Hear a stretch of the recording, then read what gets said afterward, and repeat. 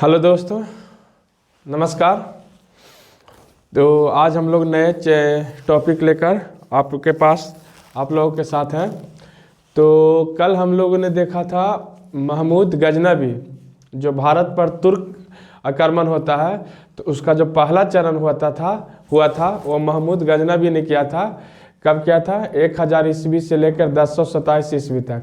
तो वही दूसरा जो चरण होता है तुर्क आक्रमण का, वो मोहम्मद गौरी करता है। मोहम्मद गौरी करता है। तो हम लोग देखेंगे दूसरा आक्रमण मोहम्मद गौरी।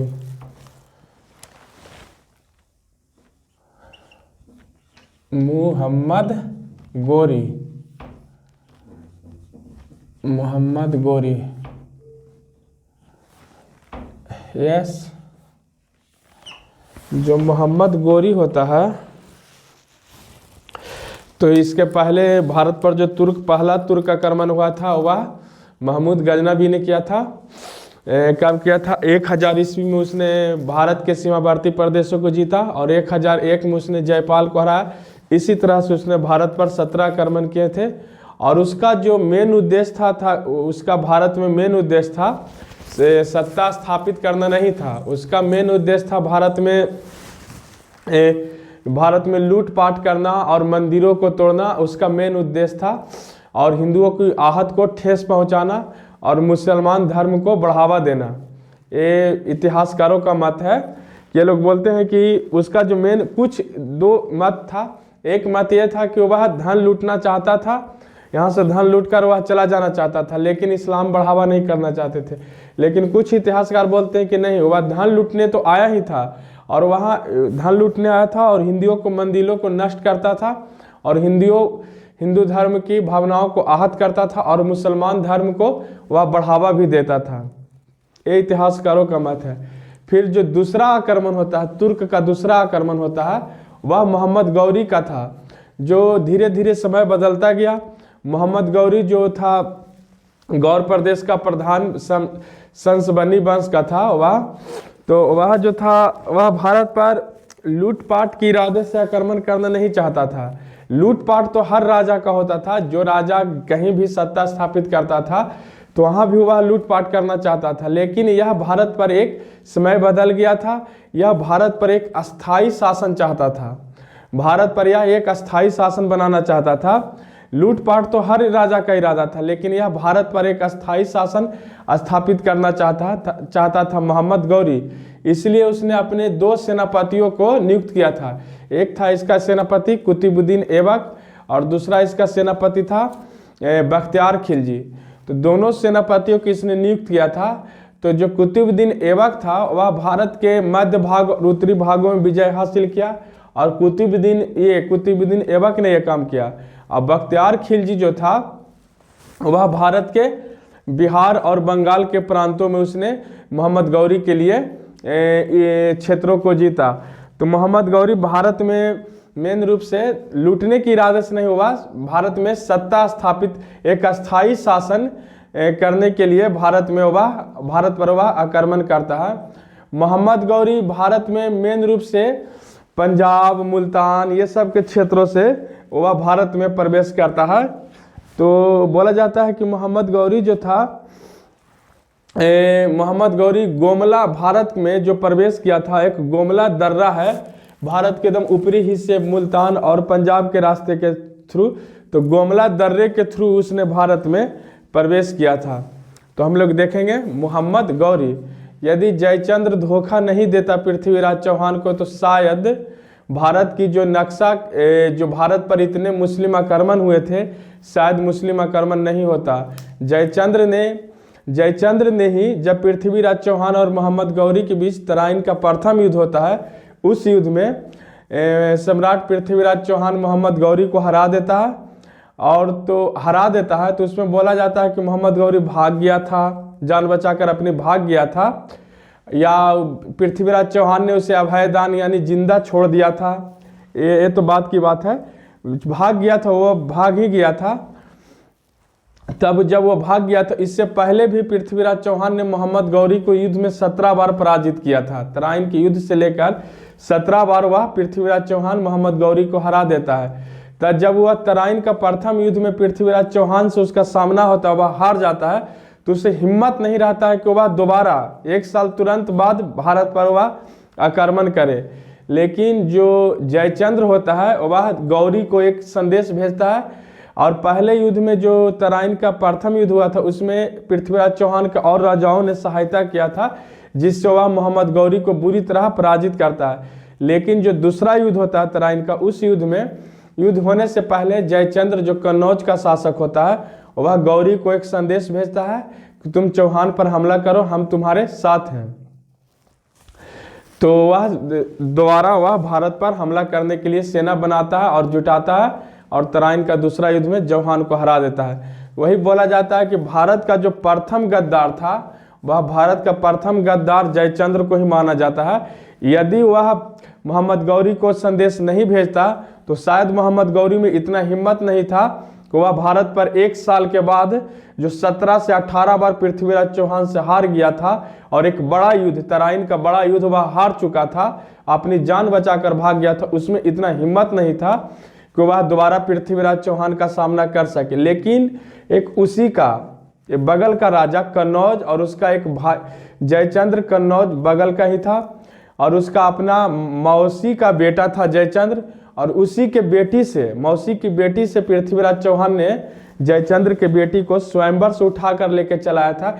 इस कारण से जयचंद्र अपना दुश्मनी निकालने के लिए सम्राट पृथ्वीराज चौहान को से मोहम्मद गौरी से हरवाकर वह अपना बदला लेना चाहता था, इसलिए वह गौरी को संदेश भेजता है। ये तो बात की बात है, हम लोग आगे देखेंगे। देखते हैं मोहम्मद गौरी।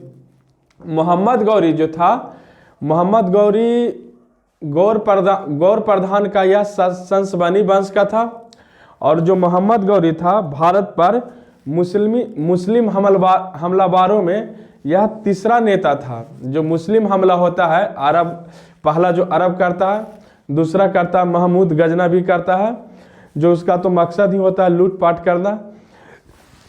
कुछ क्षेत्रों में अपना वह शासक बनाता है, जैसे मुल्तान और पंजाब और लाहौर के क्षेत्रों में वह अपना शासन सत्ता स्थापित करता है। तो उसका जो क्षेत्र होता है गजनी और मुल्तान और लाहौरों के क्षेत्र तक ही सीमित रह जाता है। तो जो ये भारत पर मुस्लिम आक्रमण हुआ था, उस आक्रमण में ये मोहम्मद गौरी जो था भारत पर तीसरा मुस्लिम हमला करने वाला नेता था। इससे पहले तो अरब कर चुके थे मोहम्मद बिन कासिम, दूसरा महमूद गजनवी, और तीसरा जो नाम आता है मोहम्मद गौरी का नाम आता है। तो मोहम्मद गौरी जो था तीसरा नेता था। यह 148 साल बाद महमूद गजनवी के 148 साल बाद भारत पर इसने आक्रमण किया था। महमूद गजनवी का लास्ट आक्रमण जो था 1027 ईस्वी में जाटों को दंडित करना, और पंजाब में जो विद्रोह हुआ था उस विद्रोह को दमन करने के लिए महमूद गजनवी का 17वां जो अभियान था वह पंजाब और जाटों को दंडित करना था। तो लास्ट उसका आक्रमण 1027 ईस्वी था, और इसने भारत पर जो आक्रमण किया था वह 1175 ईस्वी में मुल्तान में किया था मोहम्मद गौरी। तो वही बोला जाता है कि मोहम्मद गौरी 148 साल बाद भारत पर हमला किया था, भारत पर हमला किया था 148 साल बाद। गजनवी के बाद 148 साल बाद वह भारत पर हमला किया था, क्योंकि गजनवी ने 1027 ईस्वी में 1027 ईस्वी में भारत पर हमला किया था, और गौरी जो था 1175 में भारत पर हमला किया था। 27 3 30, 70 3 73, और इधर 75, तो 70 दूनी 140, और ये 15 5 3 8, 148 साल बाद ये भारत पर आक्रमण किया था। कौन? मोहम्मद गौरी। भारत पर 148 साल बाद यह भारत पर आक्रमण किया था। तो हम लोग कुछ लिख लेते हैं गौरी से।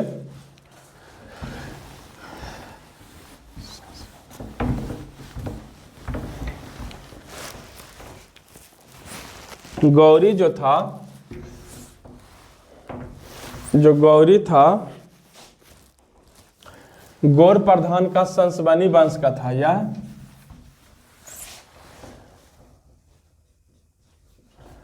गौर प्रधान का संसबनी वंश का था, संसबनी वंश का था। दूसरा है यह भारत पर हमला करने वाला, भारत पर हमला करने वाला तीसरा मुस्लिम शासक था, तीसरा मुस्लिम हमलावर या शासक था, मुस्लिम शासक या नेता था, शासक था जिसने एक गजनबी के बाद, जिसने गजनबी के बाद 148 साल बाद, गजनबी के बाद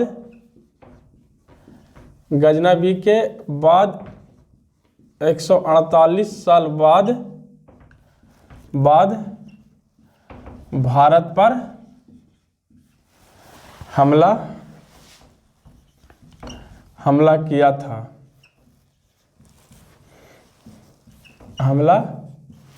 यह भारत पर 148 साल बाद यह भारत पर हमला किया था।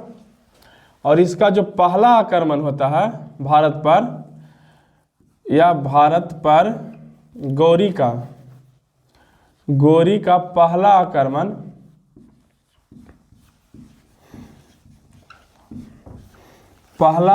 होता है 1175 ईस्वी में, मुल्तान पर यह करता है। 1175 ईस्वी में यह मुल्तान पर करता है और मुल्तान को जीत लेता है, मुल्तान पर करता है। इस्लामियों के खिलाफ ये 1175 ईस्वी में भारत पर इसका पहला आक्रमण होता है। 1175 ईस्वी में भारत पर इस्लामियों जो होता है, नास्तिक होता हुआ शिया धर्म को मानता था। इस मुसलमान में भी दो थे, एक शिया और एक सुन्नी। तो शिया सुन्नी को नहीं देखना चाहते थे और सुन्नी शिया को भी नहीं देखना चाहते थे।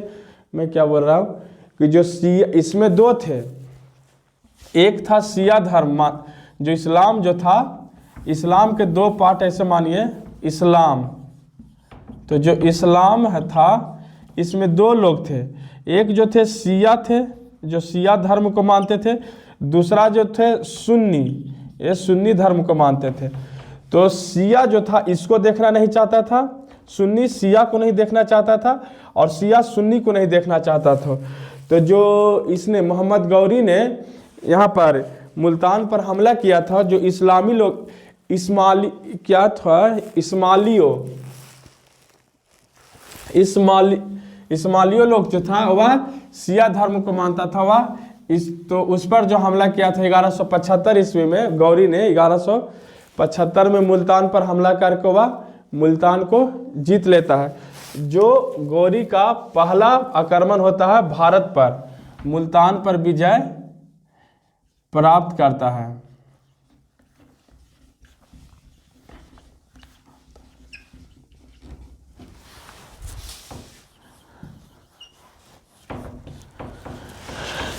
तो 1100, इसने तो ये तीसरा हमलावर था जिसने भारत पर आक्रमण किया था। और 1175 ईस्वी में यह मुल्तान पर हमला करता है और मुल्तान को यह जीत लेता है। और जो इसका दूसरा आक्रमण होता है भारत पर, वह गुजरात होता है। गुजरात पर यह दूसरा आक्रमण करता है, लेकिन वहाँ का जो शासक होता है भीमदेव द्वितीय, तो भीमदेव द्वितीय ने मोहम्मद गौरी को, एक जो युद्ध होता है, इन दोनों के बीच युद्ध होता है, जो 1178 ईस्वी में जब यह गुजरात पर हमला करता है, तो भीमदेव द्वितीय ने मोहम्मद गौरी को बुरी तरह पराजित कर देता है और पराजित होकर मोहम्मद गौरी वह युद्ध से भाग जाता है और भीमदेव की जीत होती है। तो जो इसका दूसरा आक्रमण होता है 1178 ईस्वी में गुजरात पर करता है, गुजरात पर करता है, लेकिन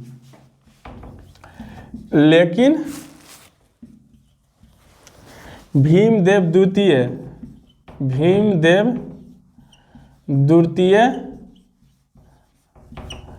गौरी को बुरी तरह पराजित कर देता है,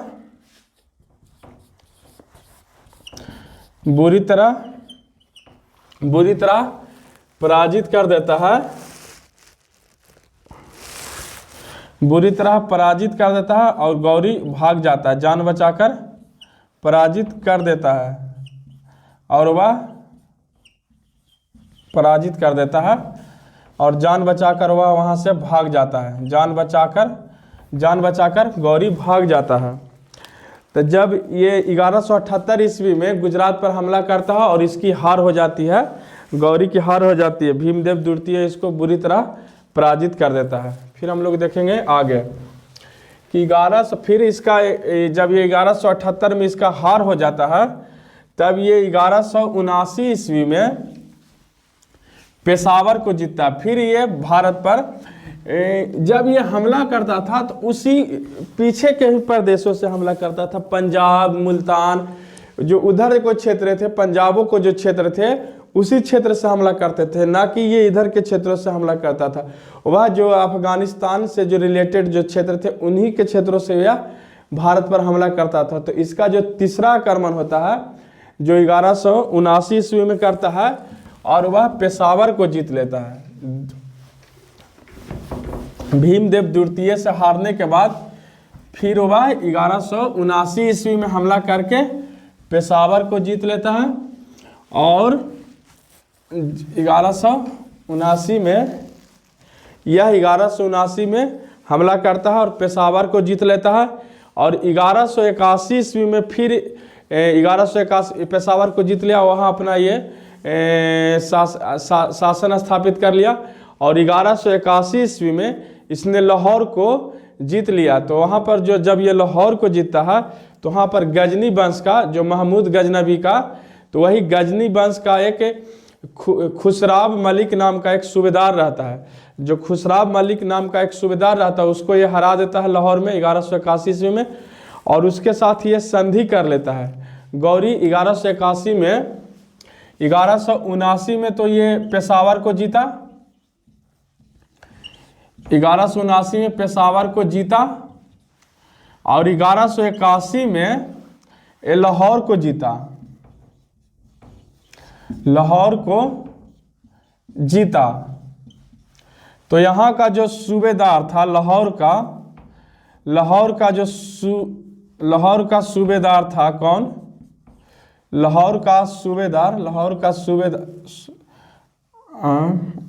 लाहौर का यहाँ लिख देते हैं, लाहौर का जो सूबेदार था, लाहौर का सूबेदार का नाम था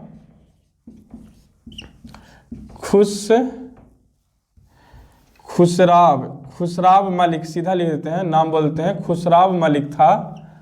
वह खुसराब मलिक था, वह मोहम्मद गौरी से हार जाता है 1181 ईस्वी में और हार जाने के बाद वह संधि कर लेता है, मोहम्मद गौरी के साथ वह संधि कर लेता है। संधि जब करता है तो संधि में यह बोला जाता है, संधि में वह अपने पुत्र को एक अथी करके कैदी के रूप में वह किसके पास भेज देता है?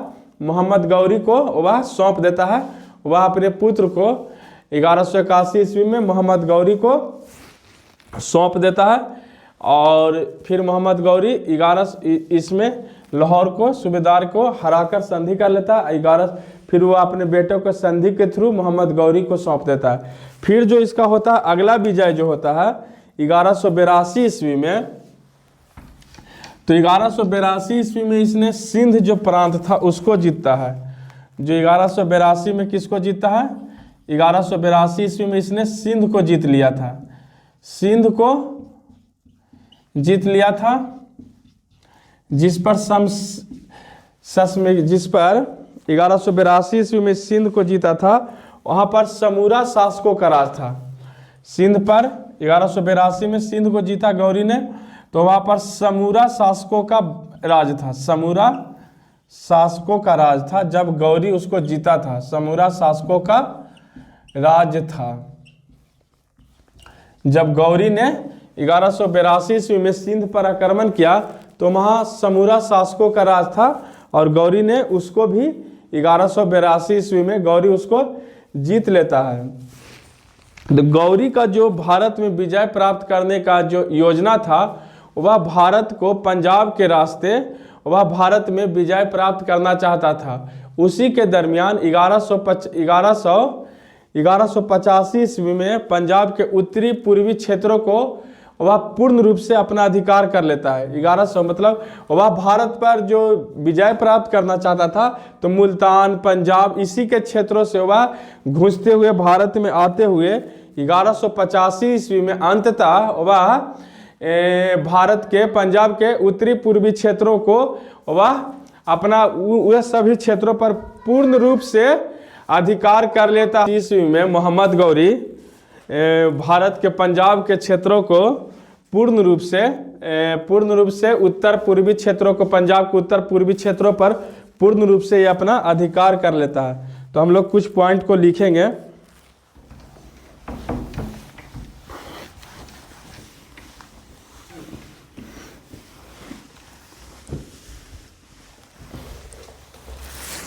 लिखते हैं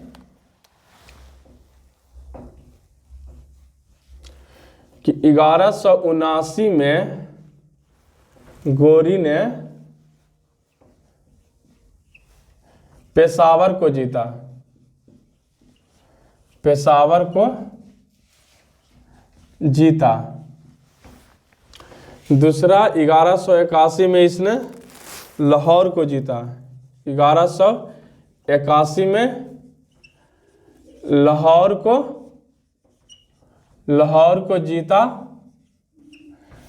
को जीता और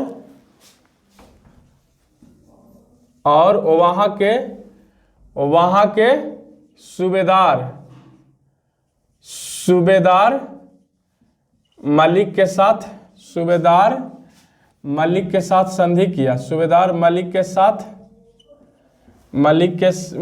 साथ संधि किया और उसका बेटा को, मनु मलिक ने अपने बेटे को संधि के थ्रू गौरी के पास भेज देता है। 1182 ईस्वी में इसने सिंध प्रांत को जीता। सिंध प्रांत को जीता, जिस पर उस समय जब ये सिंध को जीता था, उस समय उस पर समूरा शासकों का राज था। सिंध पर समूरा शासकों का राज हुआ करता था। समूरा शासकों का राज था। तो 1182 ईस्वी में इसने सिंध को जीता। और जो गौरी ने भारत पर पंजाब के रास्ते जीतने की जो योजना बनाई थी, जो गौरी जो था भारत में विजय प्राप्त करने के लिए, पंजाब के रास्ते वह विजय प्राप्त करने के लिए जो योजना बनाया था, अंततः 1185 ईस्वी में वह अंततः भारत के पंजाब राज्य के उत्तरी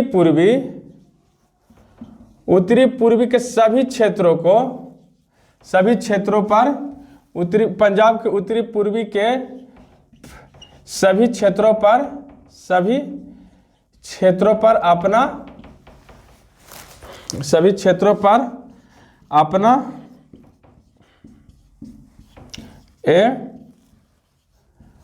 अधिकार कर लेता है। ये अपना अधिकार कर लेता है। कब?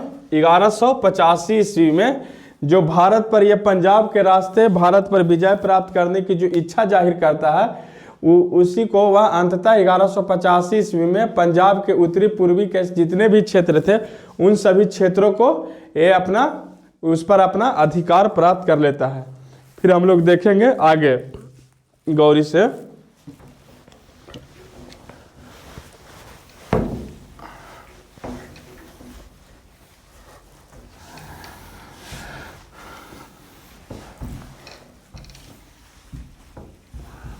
और दोबारा इसने 1186 ईस्वी में किस पर? लाहौर पर आक्रमण करता है।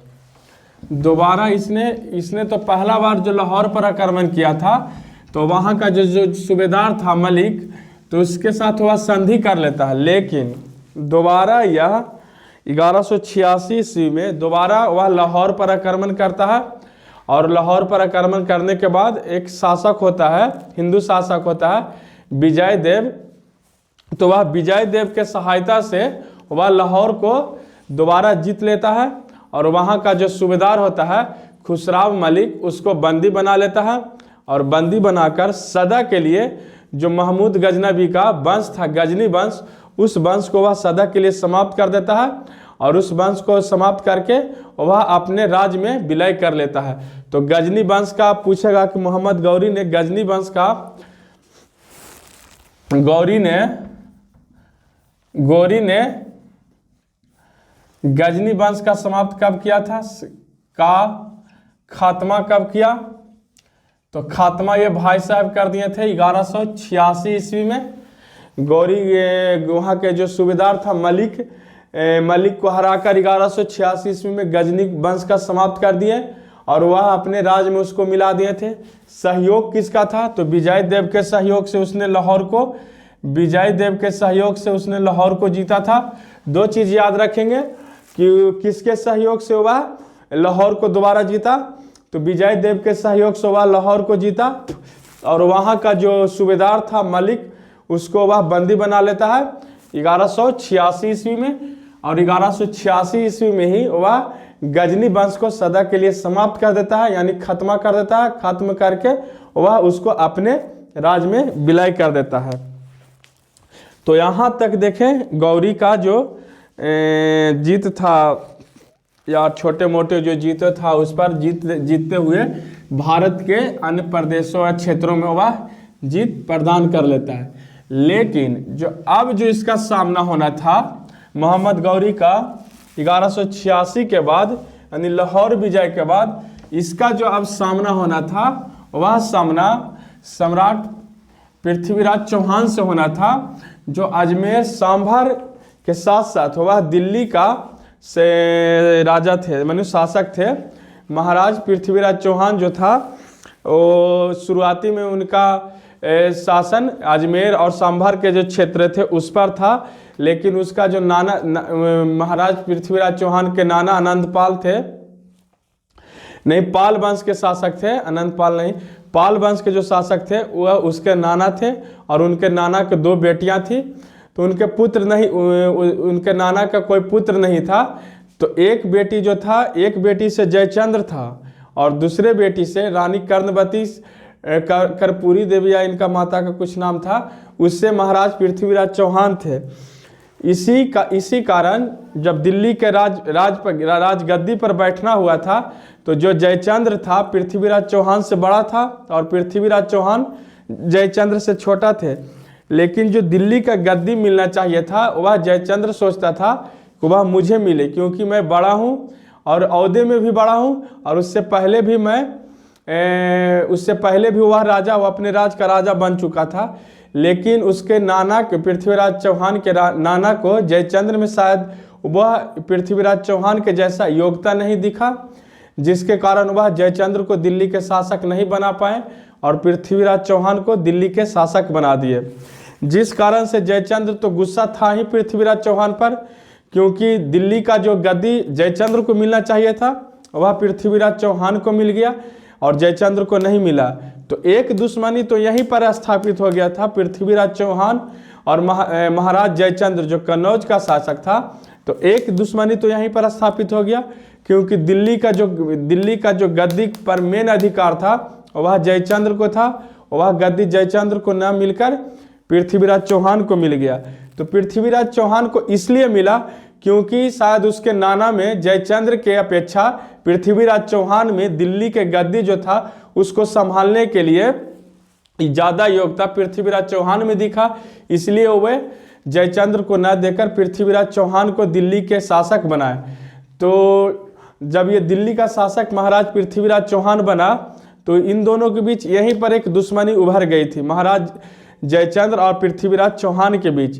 तो जब ये मोहम्मद गौरी लाहौर पर विजय प्राप्त करता है 1186 ईस्वी में और गजनी वंश को सदा के लिए समाप्त करके अपने राज्यों में मिला लेता है, तब जब इसका सामना महाराज पृथ्वीराज चौहान के साथ होता है तो वही पृथ्वीराज चौहान जो पहले इनके पिता का जो शासन था अजमेर में था और सांभर के क्षेत्रों में, फिर इनका जो शासन हो जाता है, इनको नाना दिल्ली का शासक बना देते हैं। तो यही बोला जाता है अजमेर, सांभर और दिल्ली के शासक महाराज पृथ्वीराज चौहान का सामना मोहम्मद गौरी के साथ जब हुआ, तो गौरी के साथ हुआ, तो इससे पहले बोला जाता है कि मोहम्मद गौरी को पृथ्वीराज चौहान ने 16 से 17 बार छोटे मोटे युद्धों में हरा चुके थे। लेकिन जब उसका असली सामना 1191 ईस्वी में मोहम्मद गौरी और पृथ्वीराज चौहान के बीच होता है तराइन के युद्ध में, तो जो प्रथम तराइन का युद्ध होता है पृथ्वीराज चौहान और गौरी के बीच, तो उस युद्ध में पहला जो तराइन का युद्ध होता है, उस युद्ध में मोहम्मद गौरी और तराइन पृथ्वीराज चौहान के बीच, तो उस युद्ध में मोहम्मद गौरी पृथ्वीराज चौहान से हार जाता है। निर्णायक रूप से मोहम्मद गौरी की हार होती है और वह अपना जान बचाकर गजनी प्रदेश भाग जाता है। बोला जाता है कि वह भाग जाता है या पृथ्वीराज चौहान उसको अभय दान दे देते हैं। तो पहला युद्ध में क्या हुआ, तराइन का प्रथम जो युद्ध हुआ उसमें पृथ्वीराज चौहान ने मोहम्मद गौरी को हरा देता है और वह अपना जान बचाकर वह अपना गजनी प्रदेश भाग जाता है। लेकिन जो उस युद्ध में पृथ्वीराज चौहान के जो बाकी राज्य थे, आसपास के राजा थे, उस युद्ध में पृथ्वीराज चौहान की सहायता करते हैं। जो दूसरा युद्ध होता है तराइन का, तो उस युद्ध से पहले जो पृथ्वीराज चौहान जो तराइन का दूसरा युद्ध से पहले जयचंद्र अपनी बेटी का स्वयंवर करता है, संयोगता का स्वयंवर करता है, और स्वयंवर में वह पृथ्वीराज चौहान को आमंत्रण नहीं देता और उसके बदले वह क्या करता है, जो स्वयंवर का गेट होता है उस पर पृथ्वीराज चौहान का एक सोने का या चांदी का एक मूर्ति बना देता है दरबान के रूप में। इससे पृथ्वीराज चौहान को वह इस बात का पता चल जाता है और पृथ्वीराज चौहान अपने सेना के साथ आते हैं और स्वयंवर से ही राजकुमारी संयोगता को उठाकर वह लेकर चला जाता है, जिससे जयचंद्र और गुस्सा हो जाता है। और उसी दरमियान वहाँ पर कुछ पृथ्वीराज चौहान के और जयचंद्र के बीच युद्ध होता है, तो वो युद्ध में भी जयचंद्र की हार होती है। लेकिन जब ये जयचंद्र के उस छोटे मोटे जो युद्ध होता है उसमें पृथ्वीराज चौहान के द्वारा उसका हार हो जाता है और उसकी बेटी को उठाकर वह लेकर स्वयंवर से लेकर चला जाता है। तो ये इसका दूसरा दुश्मनी था। पहला दुश्मनी जो था दिल्ली का, उसका गद्दी नहीं मिला जो मिलना चाहिए था जयचंद्र को, वह पृथ्वीराज चौहान को मिल गया, पहला दुश्मनी। दूसरा दुश्मनी कि स्वयंवर से संयोगता को उठाकर लेकर चल गया, तो दो दुश्मनी हो गया। तो वही दूसरी दुश्मनी जो हुआ, संयोगता को उठाकर लेकर चला गया, तो तराइन का जो प्रथम युद्ध हुआ था उस युद्ध में गौरी हार गया था और हार कर अपना जान बचाकर वह गजनी प्रदेश चला गया था। उसमें इतना साहस नहीं था कि तुरंत 1 साल बाद वह पृथ्वीराज चौहान पर हमला करे और वह युद्ध के लिए इतना सक्षम हो सके। लेकिन वह भारत पर हमला करने के लिए उसके पास इतना हिम्मत नहीं था। लेकिन जयचंद्र ने एक संदेश गजनी भेजा, गौरी को एक संदेश भेजा कि तुम पृथ्वीराज चौहान पर हमला करो, हम तुम्हें साथ देंगे। तब मोहम्मद गौरी ने 1192 ईस्वी में तराइन के मैदान में दूसरा युद्ध हुआ। पृथ्वीराज चौहान और मोहम्मद गौरी के बीच 1192 ईस्वी में युद्ध हुआ। उस युद्ध में मोहम्मद गौरी और पृथ्वीराज चौहान की निर्णायक हार होती है और मोहम्मद गौरी की जीत होती है। इसी युद्ध के बाद बोला जाता है कि जिस तरह पलासी का युद्ध से जिस तरह पलासी का जो युद्ध हुआ था, उस युद्ध से अंग्रेजों की निर्णायक जीत होती है और पूरे समस्त उत्तर भारत, यानी उत्तर भारत की जो उसे चाबी मिल जाता है। उसी तरह से जो गौरी का जो तराइन का दूसरी युद्ध में विजय होता है, तो वह भारत में मुसलमान वंश की स्थापना कर देता। उत्तर भारत में वह मुसलमानों वंश की स्थापना करने में वह सफल होता है। शायद जयचंद्र मोहम्मद गौरी को यह पैगाम न भेजता तो शायद भारत की स्थिति कुछ और रहता। शायद मोहम्मद गौरी नहीं आता, तुर्क नहीं आते, और इसके बाद जैसे कुतुबुद्दीन ऐबक, बख्तियार खिलजी, इल्तुतमिश, रजिया सुल्तान, अलाउद्दीन खिलजी, लोदी और बहुत सारे आए, मुगल आए, ये सब शायद नहीं आ पाते। यदि एक जयचंद्र की एक गलती से भारत पर दिल्ली सल्तनत बना, मुगल आए, लोधी वंश, ये सभी की स्थापना हुई। यदि शायद जयचंद्र ने मोहम्मद गौरी के ये पैगाम न भेजता तो शायद ऐसा न होता। लेकिन जयचंद्र की एक गलती से भारत को ये खमियाजा भुगतना पड़ा। इतने सारे मुसलमान वंशों ने भारत पर राशन किया। दिल्ली सल्तनत का निर्माण हुआ जिसके थ्रू बहुत शासकों ने भारत पर राज किया। फिर मुगल आए, मुगलों ने बहुत से सालों तक भारत पर राज किया। तो किसी की एक गलती से पूरा परिवार तबाह हो जाता है। उसी प्रकार की एक गलती से भारत पर ये मुसलमान वंश की स्थापना हो गई। वह गलती जयचंद्र ने किया था। मोहम्मद गौरी को एक पैगाम भेजा जिसको थ्रू मोहम्मद गौरी ने पृथ्वीराज चौहान पर हमला किया और तराइन के दूसरा युद्ध में हार हुआ। तो फिर जब इसका दूसरा युद्ध में मोहम्मद गौरी इसको हरा देता है और इसको नज़रबंद करके कैदी बनाकर इसको गजनी प्रदेश लेकर चला जाता है और वहीं पर पृथ्वीराज चौहान को मृत्यु हो जाती है और वहीं पर उनको गजनी प्रदेश में ही दफना दिया जाता है। तो उनको लेकर चला गया।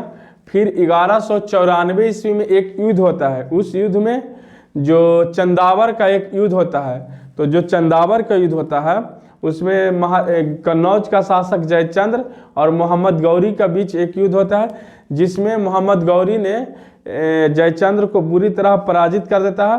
पराजित कर उसकी हत्या करके और दिल्ली के मेन गेट होता है उस पर उसकी मुंडी को, सर को टांग दिया जाता है। और जयचंद्र के बारे में मोहम्मद गौरी बोलता है कि यदि यह अपना सगा दामाद जो होता है, पृथ्वीराज चौहान जो होते हैं उसका सगा दामाद होता है, उसको नहीं हो सका तो और ये किसका, हमें क्या होगा। तो मोहम्मद गौरी ने जयचंद्र को 1194 ईस्वी में चंदावर के युद्ध में हरा देता है। हरा देने के बाद वह उसकी मृत्यु करके दिल्ली, उसका सर काट के दिल्ली के मेन गेट पर टांग देता है। तो हम लोग कुछ बातों को लिखेंगे, तराइन का युद्ध और चंदावर का युद्ध तो हम लोग लिखेंगे।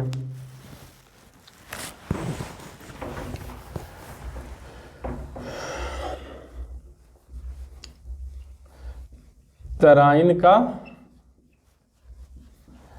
प्रथम युद्ध,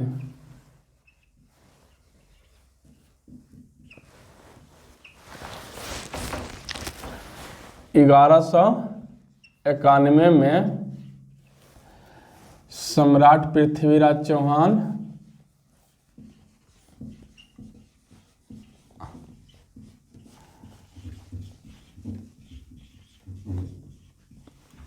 और गौरी के बीच हुआ।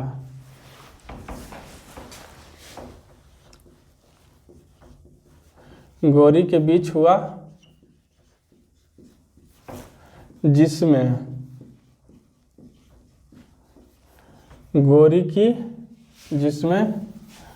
चौहान की जीत हुई।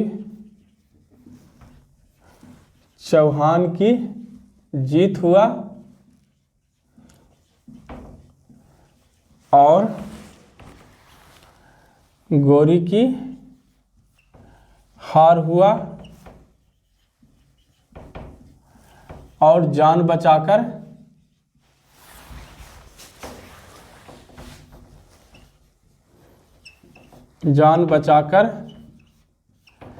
गजनी भाग गया।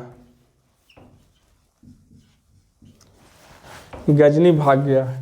इस ससुरा जयचंद्र इतना हरामी था कि वह अपने दामाद के ही, अपनी बेटी के पति को ही मरवा देता है। उससे हरामी, मतलब उससे ख़त्म आदमी कोई नहीं था। इसलिए उसको बोला जाता है, भारत का प्रथम गद्दार जयचंद्र को बोला जाता है और भारत का दूसरा गद्दार मीर जाफर को बोला जाता है। मीर जाफर को इसलिए बोला जाता है कि उसने नवाब सिराजुद्दौला के खिलाफ अंग्रेज़ों का साथ दिया था, क्योंकि वह नवाब का प्रधान सेनापति था। और उस समय जब पलासी का युद्ध हुआ था तो उस युद्ध में नवाब के पास इतना सेना था कि उसके सेना से 10 गुना या 5 गुना सेना था अंग्रेज़ों के सेना से। तब भी नवाब इस युद्ध में, नवाबों की हार होती है, सिराजुद्दौला की हार होती है और उसकी मृत्यु हो जाती है। ये सब एक कारण ये होता है कि उसका जो मुख्य सेनापति होता है मीर जाफर, वह अंग्रेज़ों से जाकर मिल जाता है। तो इसलिए बोला जाता है कि मीर जाफर और जयचंद्र, भारत का ये दोनों गद्दार के कारण ही भारत की जो दुर्दशा थी वह ये दशा हुई। यदि जयचंद्र गौरी को ये समन नहीं भेजता तो गौरी में इतना साहस नहीं था कि वह दूसरा बार पृथ्वीराज चौहान पर हमला करता और उसकी हार होती। यदि हार नहीं होती तो भारत में जो मुसलमान आए थे शायद वो नहीं आ पाते कुछ समय के लिए, या आते भी तो बाद में आते, क्योंकि उस समय जो पृथ्वीराज चौहान की उम्र थी मात्र 25 से 26 वर्ष की उम्र थी, तो शायद वह हमला नहीं करता। तो यदि ये तो 1-2 वर्ष ये हमला नहीं करता या 2-3 वर्ष बाद वह हमला करता, तो ये निश्चय ही नहीं था, ये निश्चय तो नहीं था कि वह पृथ्वीराज चौहान को हरा ही देता, या हरा भी देता तो कुछ और बात होता। लेकिन उसने ये सब जयचंद्र के कारण ही हुआ। तो दूसरा गद्दार मीर जाफर, तराइन का दूसरा युद्ध, द्वितीय युद्ध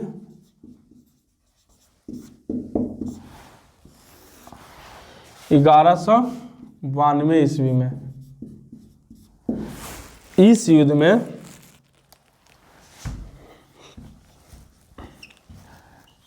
युद्ध में चौहान की हार हुई,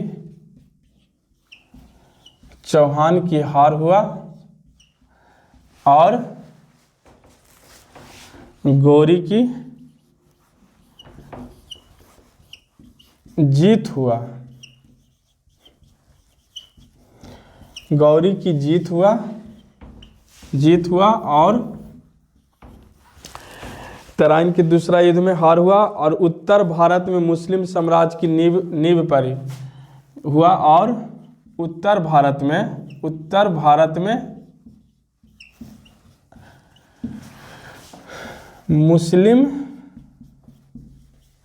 मुस्लिम साम्राज्य की बीज रोपण या नींव पड़ी, साम्राज्य की नींव या बीज रोपण हुआ। तीसरा भी हम लोग देख लेते हैं, चंदावर का युद्ध।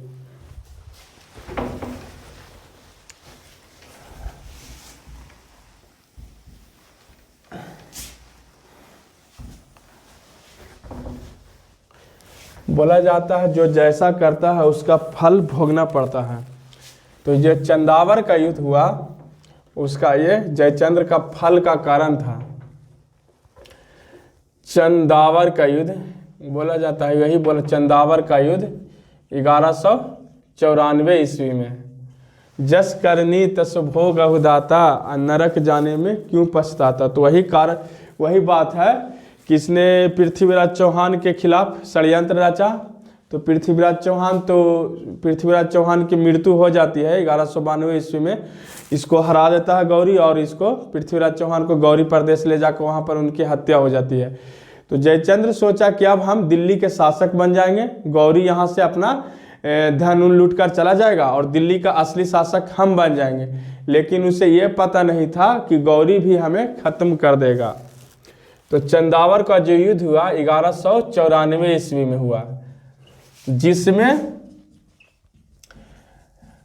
गौरी ने कन्नौज के शासक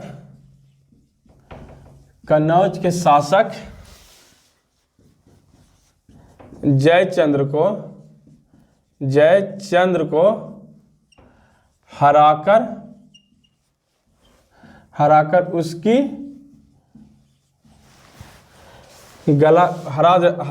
हराकर उसकी मृत्यु कर देता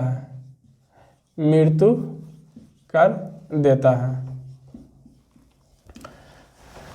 तो चंदावर के युद्ध में 1194 ईस्वी में जयचंद्र को गौरी हरा देता है और उससे मारकर उसको मूड़ी को काटकर दिल्ली के मेन गेट पर वह टंगवा देता है और वहाँ पर लिखवा देता है ये बात जो मैंने आपको बताया। तो गौरी ने भारत पर अपना साम्राज्य स्थापित कर लिया। कब? मेन रूप से उसने तराइन के दूसरा युद्ध से ही, जब वह चौहान को हरा देता है तो मेन रूप से उसी समय मुस्लिम उत्तर भारत में मुस्लिम साम्राज्य की नींव पड़ जाता। फिर होगा जो एक बस्ता है हरामी जयचंद्र, उसको भी होगा चंदावर के युद्ध में सही से नीमक तेल मिर्चाई मिलाकर उसको भी होगा साफ करके और मुंडी को काट कर दिल्ली के मेन गेट पर टांग देता है और लिखवा देता है कि यह हरामी जो अपने दामाद को नहीं हो सका वह मुझे क्या होगा, इसलिए इसका मौत होना जरूरी था। तो जयचंद्र भी मर गए, पृथ्वीराज चौहान भी चले गए, जयचंद्र भी, जो भारत का प्रथम गद्दार बोला जाता था जयचंद्र, वो भी खत्म हो गया। तो इसकी कुछ अनविजय रहा मोहम्मद गौरी को, जब इसने पृथ्वीराज चौहान को हरा दिया और चंदावर के युद्ध में जयचंद्र को हरा दिया, तो इसकी कुछ अनविजय रहा, जिसमें अनविजय में इसने इसके दो सेनापति थे। एक जो पहला सेनापति था कुतुबुद्दीन ऐबक और दूसरा सेनापति इसका था बख्तियार खिलजी। ये साला बख्तियार खिलजी भी बड़ा हरामी आदमी था।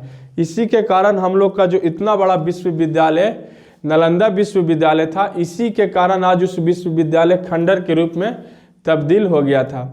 तो इसका जो पहला सेनापति था कुतुबुद्दीन ऐबक, उसको इसने कहा कि उत्तर भारत और मध्य भारत के जितने सारे प्रांत हैं उसको तुम जीतो, और ये बख्तियार खिलजी को बिहार और बंगाल के क्षेत्र को जीतने के लिए बोला। मोहम्मद गौरी महमूद गजनबी की तरह नहीं था कि वह भारत आता था और लूटपाट करके भारत से वह भाग जाता था। यह भारत पर एक अस्थाई सत्ता स्थापित करना चाहता था, इसलिए उसने दो सेनापतियों को नियुक्त किया। पहला जो कुतुबुद्दीन ऐबक को इसने बोला उत्तर भारत और मध्य भारत के जितने प्रांत हैं उसको तुम जीतो, और दूसरा सेनापति था बख्तियार खिलजी, जिसको इसने बोला कि तुम बिहार और बंगाल के क्षेत्रों को जीतो।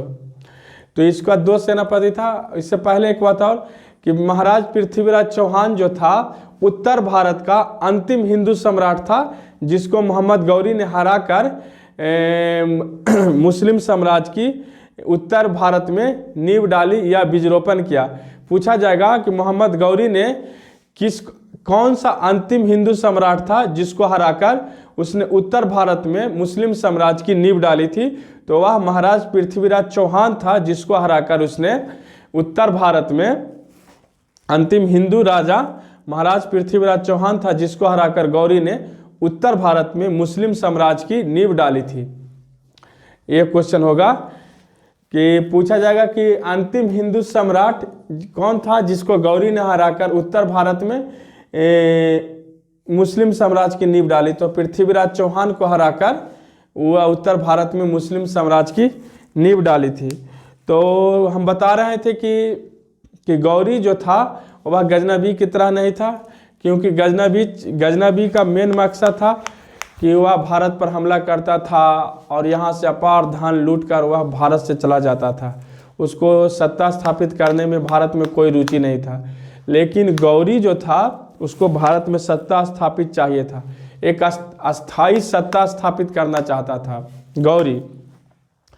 तो उस अस्थाई सत्ता स्थापित करने के लिए गौरी अपने दो सेनापति नियुक्त करता है, एक कुतुबुद्दीन ऐबक और दूसरा बख्तियार खिलजी। तो कुतुबुद्दीन ऐबक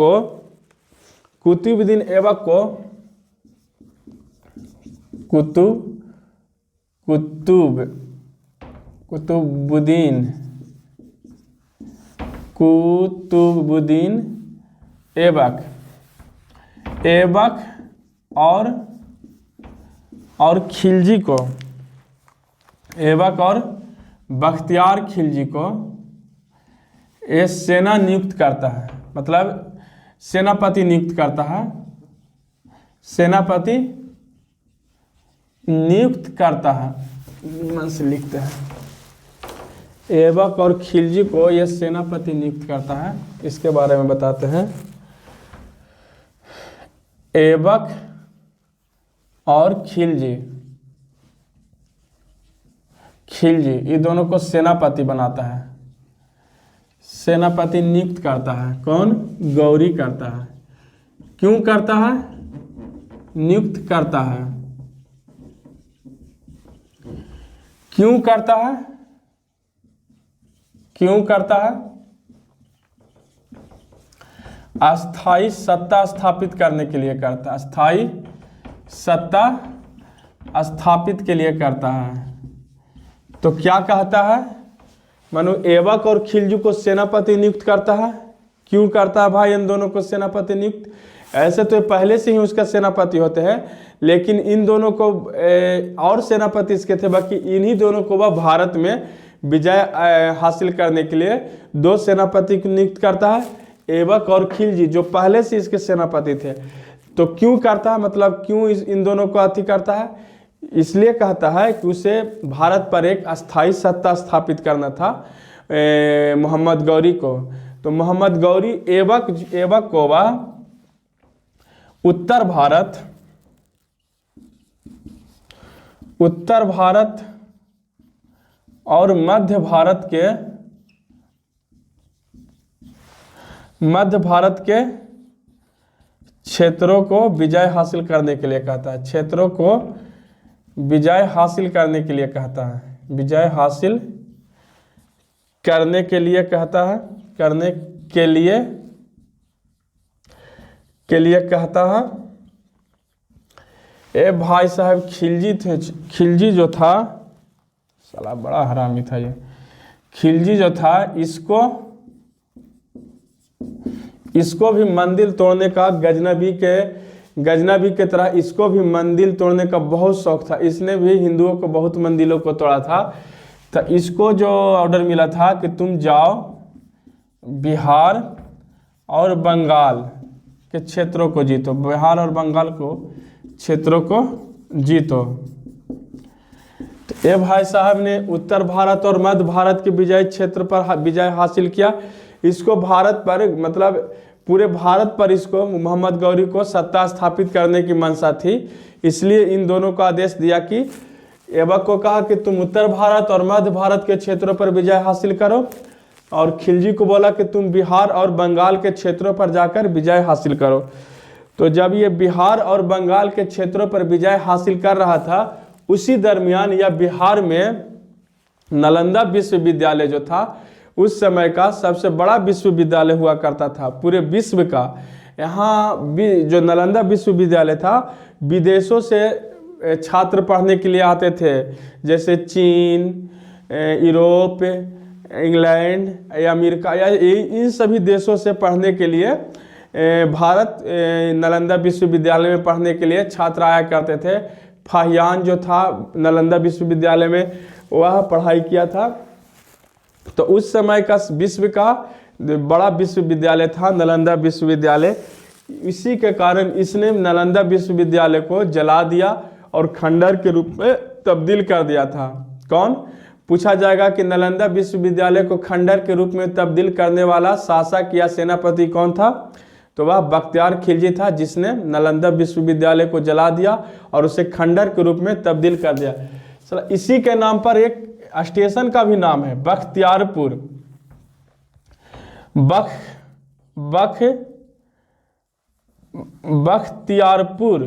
बख्तियारपुर एक स्टेशन है जो मेरे गांव से मात्र 9 या 10 किलोमीटर है, जो बोला जाता है बख्तियार खिलजी के नाम पर ही एक बख्तियारपुर स्टेशन है। अभी तक, मतलब इसके नाम पर जो स्टेशन का नाम पड़ा, उस नाम को अभी तक हटाया नहीं गया। मैं तो सरकार से गुजारिश करता हूँ इस नाम को अभी भी चेंज कर दिया जाए, क्योंकि ये हमलावर था और जिसने बिहार ही नहीं, पूरे भारत के, पूरे विश्व के सबसे नामी विश्वविद्यालय नालंदा विश्वविद्यालय को इसने खंडर के रूप में तब्दील किया था। उस समय उतना बड़ा विश्वविद्यालय पूरे विश्व में नहीं था। जो ऑक्सफोर्ड, कैम्ब्रिज, हार्वर्ड, ये सब जो विश्वविद्यालय थे, शायद उन सब विश्वविद्यालय के नालंदा जो विश्वविद्यालय बना था, उन सब विश्वविद्यालय का नाम भी नहीं था। यदि शायद नालंदा विश्वविद्यालय जल रहा था, उस समय भी उन सब विश्वविद्यालय की नींव भी नहीं पड़ी थी।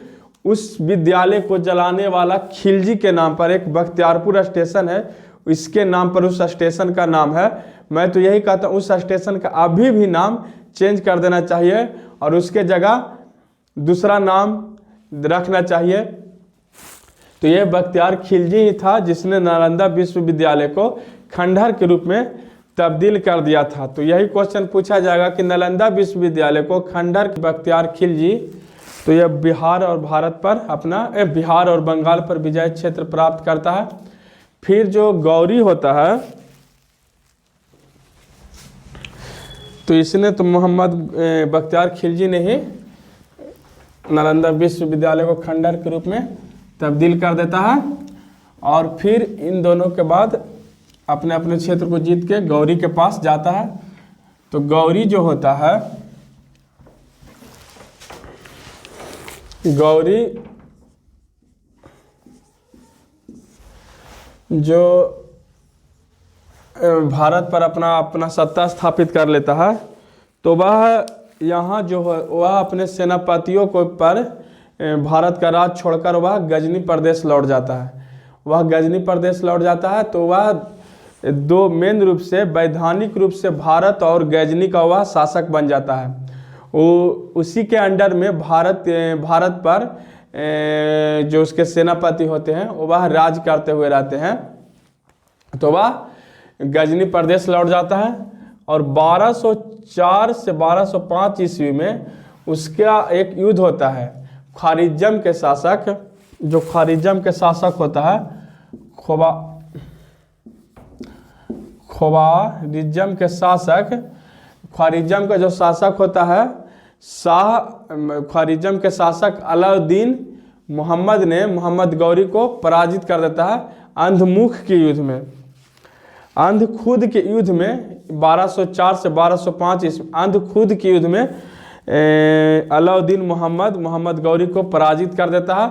और उसी समय 1206 ईस्वी युद्ध के बाद 1206 ईस्वी में मोहम्मद गौरी को एक चाकू घोंपकर एक दल मोहम्मद गौरी को 1206 ईस्वी में उसकी हत्या कर देता है। मोहम्मद गौरी को 1206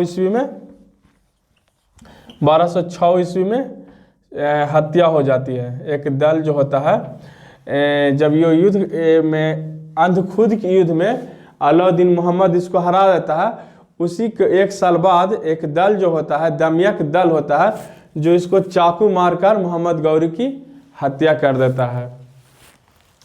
तब भारत में मर जाता है। तब भारत में गुलाम वंश की स्थापना होती है। और गुलाम वंश का स्थापना कौन करता है? तो वह गुलाम वंश का स्थापना भारत में मोहम्मद गौरी का सेनापति और उसका दामाद होता है, जो कुतुबुद्दीन ऐबक होता है, वह उसका दामाद भी होता है। वही कुतुबुद्दीन ऐबक भारत में गुलाम वंश की नींव डालता है और दिल्ली सल्तनत का भी नींव उसी समय पड़ता है। तो भारत में गुलाम वंश की स्थापना कुतुबुद्दीन ऐबक ने किया था। तो हम लोग अगले क्लास में देखेंगे, शुरू करेंगे दिल्ली सल्तनत यानी गुलाम वंश। और गुलाम वंश की स्थापना किसने किया था? तो गुलाम वंश की स्थापना कुतुबुद्दीन ऐबक ने किया था। तो हम लोग ने भारत में देखा कि पहला जो मुसलमान हमला हुआ था वह 2 चरणों में हुआ था। पहला जो चरण था, अरबों ने भारत पर हमला किया था, जिसमें मोहम्मद बिन कासिम जो था, राजा दाहिर को हराकर उसने सिंध और मुल्तान के क्षेत्रों को जीता। और दूसरा जो हमला किया तुर्कों ने किया था, तो तुर्कों ने भी 2 चरणों में किया था। पहला किसने किया था? पहला महमूद गजनवी ने किया था, जो 1000 से 1027 ईस्वी। उसने भारत पर 17 बार आक्रमण किए और 17 बार उसका मेन मकसद था क्या? भारत से धन, अपार मात्रा में धन लूटकर चला जाना, उसका सत्ता स्थापित करना नहीं था। और दूसरा जो आक्रमण किया मोहम्मद गौरी ने किया भारत पर, वह तीसरा आक्रमण, मतलब तीसरा मुस्लिम बार आक्रमण करने वाला नेता था, जो गजनवी के बाद 148 साल बाद करता है। 1175 ईस्वी में वह भारत पर पहला हमला मुल्तान के क्षेत्रों में करता है इस्लामियों के खिलाफ। वह महमूद गजनवी की तरह नहीं होता है, वह धन लूटना तो सबका पेशा था, बट वह भारत पर एक अस्थाई सत्ता स्थापित करना चाहता था। इसलिए उसने कुतुबुद्दीन ऐबक और बख्तियार खिलजी को बोला कि सभी क्षेत्रों को जीतकर वह भारत पर एक अस्थाई सत्ता स्थापित करना चाहता है। उसने तराइन के युद्ध, पहला तराइन का युद्ध हुआ जिसमें वह हार गया। दूसरा में वह पृथ्वीराज चौहान को हराकर उत्तर भारत में अंतिम हिंदू सम्राट पृथ्वीराज चौहान को हराकर उत्तर भारत में मुस्लिम साम्राज्य की नींव डालता है। फिर 1194 ईस्वी में वह चंदावर के युद्ध में महाराज जयचंद्र को हरा देता है और वह पूर्ण रूप से भारत पर वह दिल्ली का शासक बन जाता है। फिर वह गजनी प्रदेश लौट जाता है, लेकिन और अपने सेनापतियों पर दिल्ली का शासक छोड़कर, तो वह गजनी और भारत दोनों का वैधानिक रूप से राजा बन जाता है। लेकिन 1205 से 1204 से 1205 युद्ध में एक युद्ध होता है, अंधखुद का युद्ध, जिसमें अलाउद्दीन मोहम्मद उसको हरा देता है। और 1206 ईस्वी में एक दल होता है, दमियक दल, जो उसको चाकू मारकर उसकी हत्या कर देता है। तो 1206 ईस्वी में मोहम्मद गौरी की हत्या हो जाती है। फिर गुलाम वंश की स्थापना होता है, जिसकी स्थापना कुतुबुद्दीन ऐबक करता है। तो फिर हम लोग अगले सेशन में मिलेंगे, गुलाम वंश। तो हम लोग अगले क्लास में मिलते हैं, तब तक के लिए जय हिंद, वंदे मातरम।